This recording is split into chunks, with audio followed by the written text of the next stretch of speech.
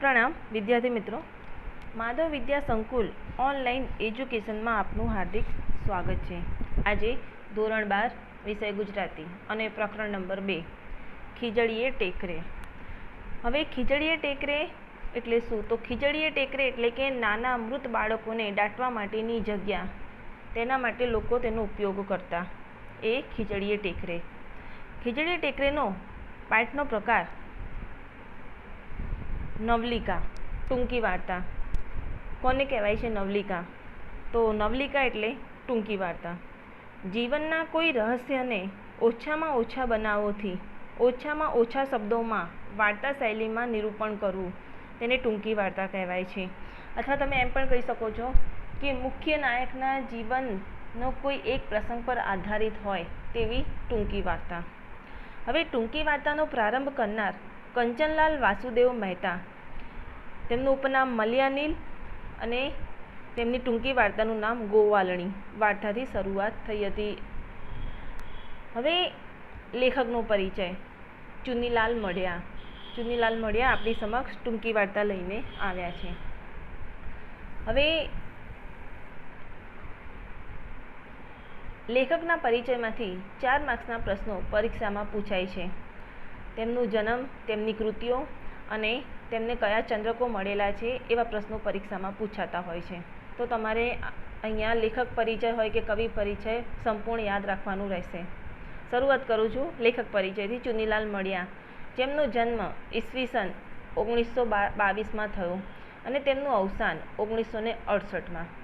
ચુનીલાલ કાળીદાસ મઢિયા તેમનું પૂરું નામ છે। જન્મ રાજકોટ જિલ્લામાં આવતા ધોરાજી ગામમાં થયો।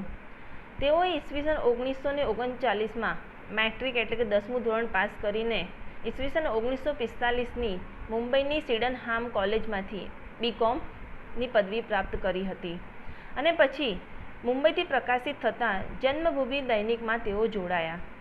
12 વર્ષ જેટલો સમય મુંબઈમાં આવેલી એક USISના ગુજરાતી વિભાગમાં તેમણે કામ કર્યું। હવે તેઓએ સાહિત્ય સર્જનમાં નવલકથા, નવલિકા, નાટક અને વિવેચન અને કાવ્ય ક્ષેત્રએ સાહિત્ય સર્જન કર્યું છે। હવે તેમની કેટલીક કૃતિઓ છે જે તમારે યાદ રાખવાની છે। તેમની ગમે તે 2 કૃતિઓ પરીક્ષામાં પૂછાઈ શકે છે। વ્યાજનો વારસ, વેળા વેળાની છાયડી, લીલુડી ધરતી ભાગ 1 અને 2, સદરા જયસંગનો સાળો વગેરે નવલકથાઓ છે। આ 4 નવલકથાઓ છે તમારે યાદ રાખવાની રહેશે। દૂધવાતા પૂર, શરણાઈના સૂર, અંતસ્ત્રોતા વગેરે વાર્તા સંગ્રહ તરીકે જાણીતા બન્યા।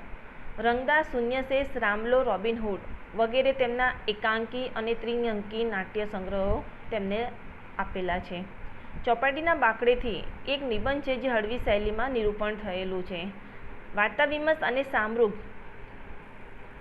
જેવા વિવેચન સંગ્રહો તેમને આપેલા છે।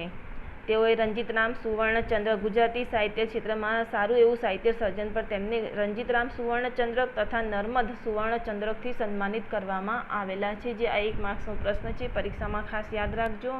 તો વિદ્યાર્થી મિત્રો, આ છે લેખકનો પરિચય જે તમારે સંપૂર્ણ યાદ રાખવાનો છે। હવે પાઠની વાર્તામાં આવી જઈએ કે પાઠની વાર્તા શું છે।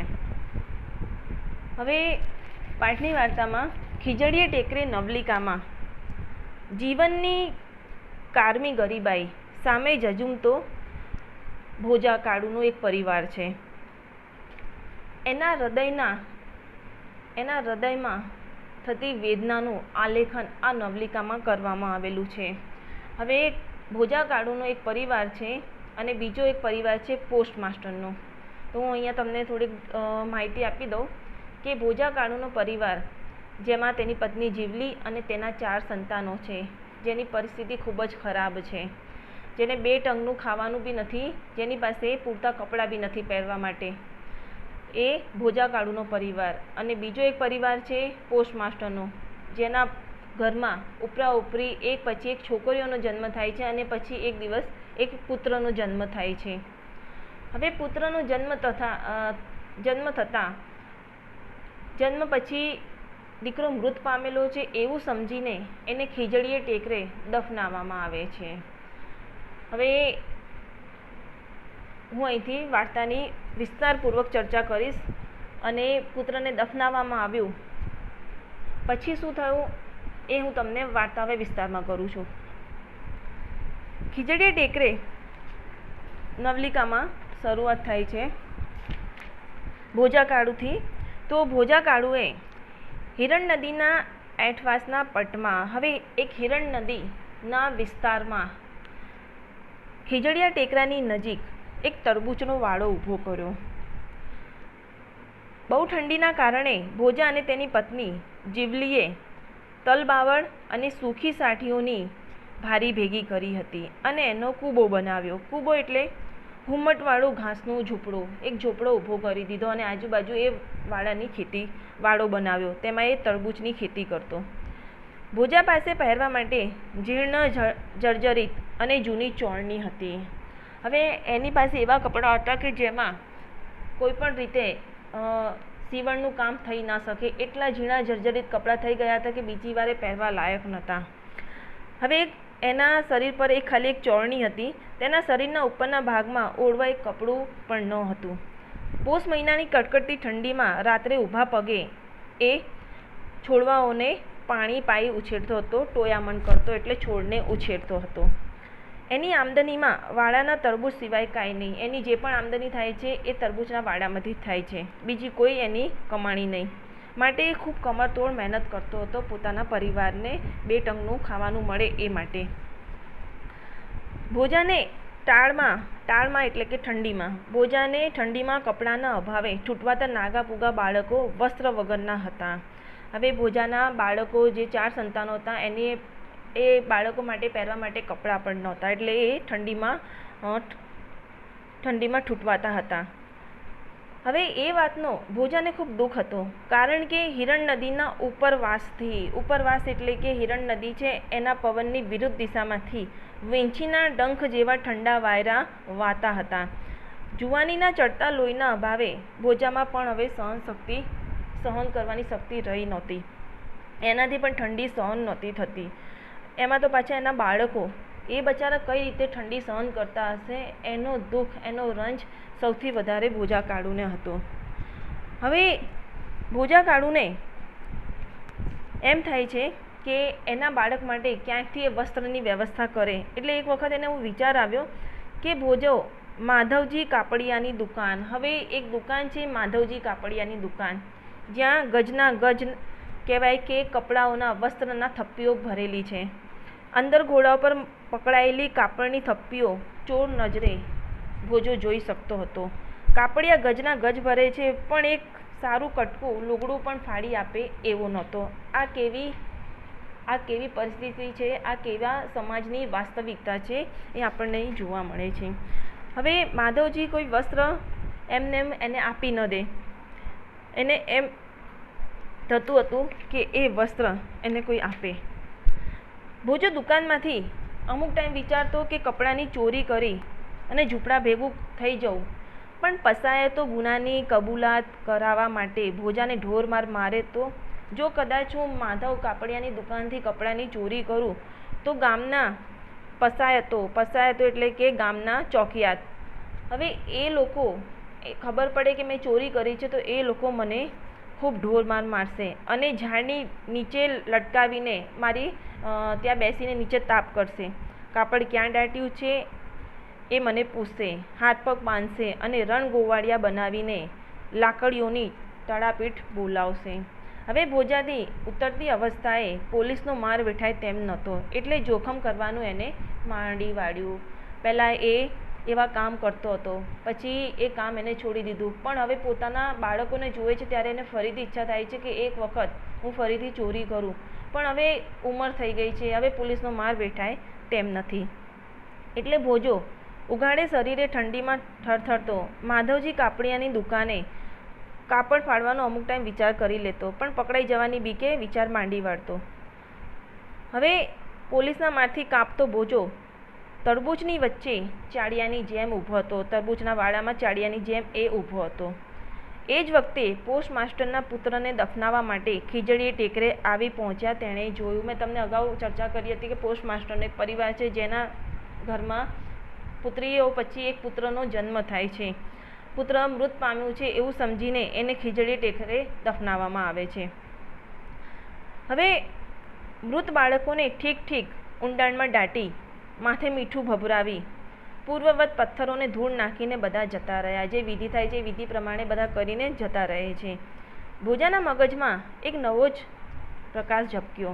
તેને વિચાર આવ્યો કે આ ટેકરામાં જઈને જે મૃત બાળકને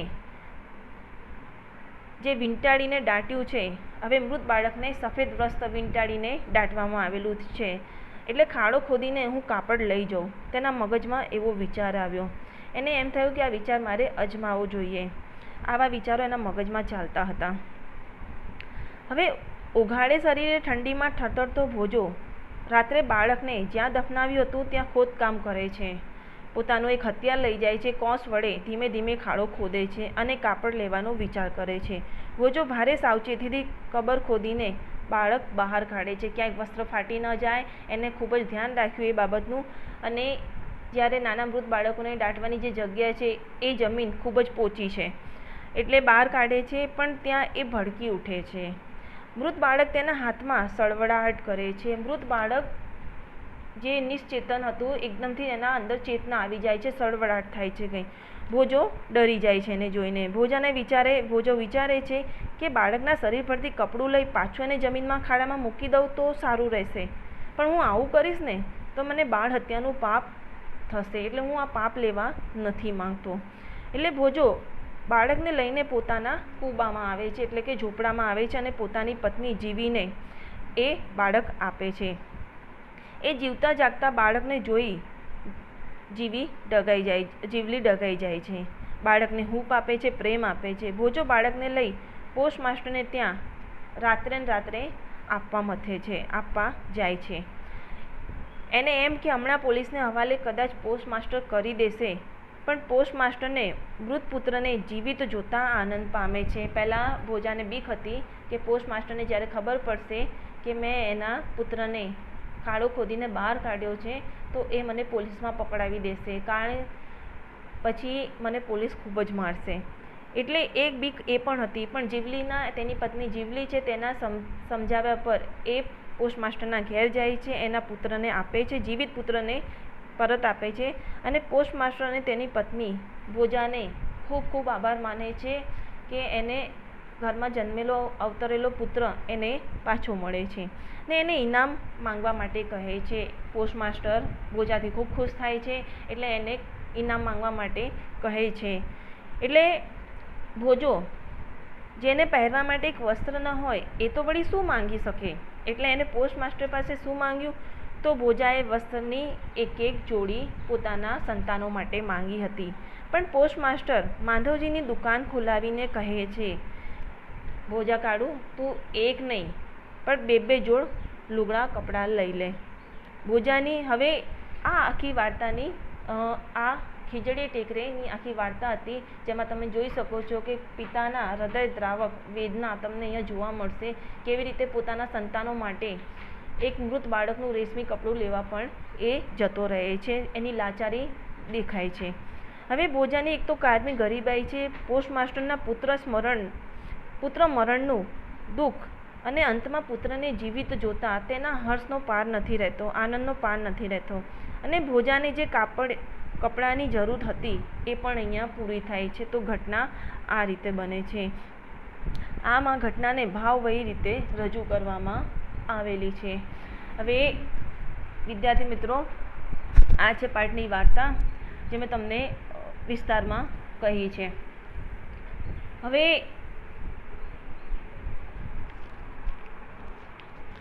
આગળ સ્વાધ્યાય આપણે સમજી લઈએ, સ્વાધ્યાયના પ્રશ્નો સમજી લઈએ.